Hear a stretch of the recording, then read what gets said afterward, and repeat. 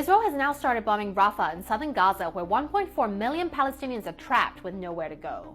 Since Israel declared war on Hamas on October 7th, it has pushed 1.7 million Palestinians in Gaza from their homes. That's about 75% of Gaza's population of 2.3 million.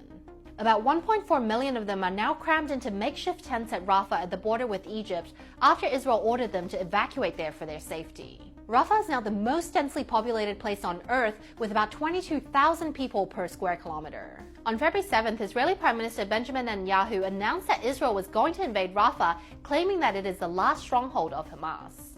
The announcement was met with massive opposition from the UN, Egypt, and even the US, which is Israel's closest ally. However, Netanyahu defied their calls and declared on Saturday, February 10th, that Israel was going ahead with the ground offensive in Rafah, saying that it was working on a plan to evacuate civilians. It's unclear where 1.4 million Palestinians is supposed to go. Israel has been intensely bombing the north of Gaza, and Palestinians can't just enter Egypt.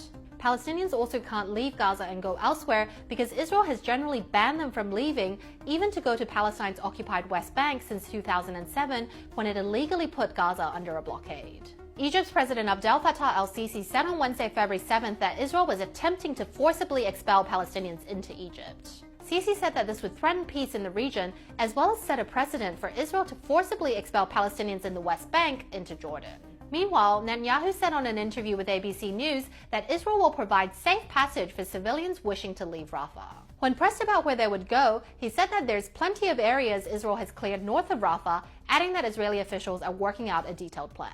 Follow for more updates on the situation in Gaza.